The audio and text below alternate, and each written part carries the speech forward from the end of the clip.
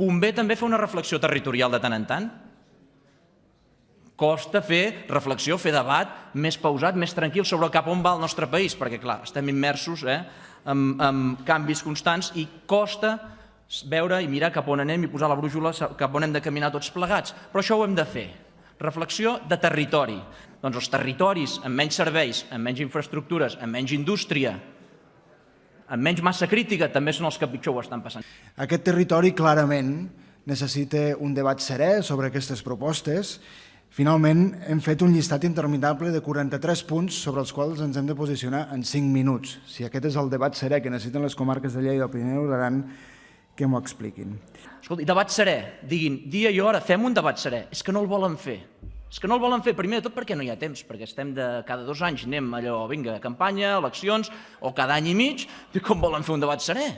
A nosaltres és veritat que ens hagués agradat poder-ho fer de forma més profunda. Per això havíem demanat un ple, si vostè se'n recorda, senyor Batalla, havíem demanat un ple monogràfic i que vostè no ens va acceptar l'esmena. Prioritats, diners. I clar, si tots definim cap on anem, en propostes concretes, llavors segurament quan fem el pressupost veurem que hem de reservar més partides pressupostàries. Però clar, com que no definim cap on anem, quines són les prioritats o quines són les deficiències, llavors anem a fer el pressupost 2015 i la clatellada més gran de tot Catalunya se l'endú Lleida, Pirineu i l'Aran. Això és així, amb inversions i amb despesa corrent.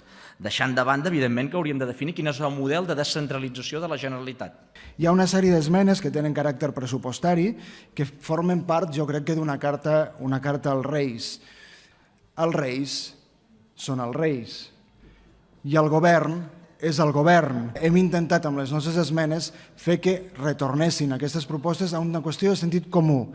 I el sentit comú és que en aquests moments el govern de la Generalitat té un 20% menys de pressupost que tenia l'any 2010. No hi ha diners. Escolti, per què castiguen amb el pressupost i amb les inversions especialment les comarques de Lleida?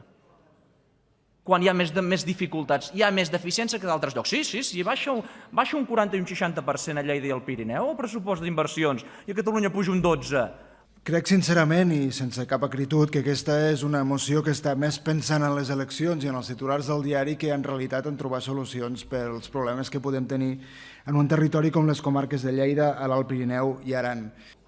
Això que avui ja presentem aquí, que estem debatent i que tots han perdut tant de temps intentant fer esmenes, escolta, això és fer país. No és fer electoralisme, és fer país. Catalunya també es construeix des de la muntanya. Jo represento els ciutadans del meu territori. I si això és ser electoralista, som electoralistes. Perquè totes les reivindicacions que fem aquí, que escolti, no fem una moció llençol, perquè moltes d'aquestes reivindicacions vostès les coneixen i segurament que les comparteixen, moltes. Ara diuen, no hi ha diners. Aquí, escolti, ja sabem que potser no podem arribar, no ens podem posar d'acord amb tot, però el que no podem fer és mirar cap a un altre costat.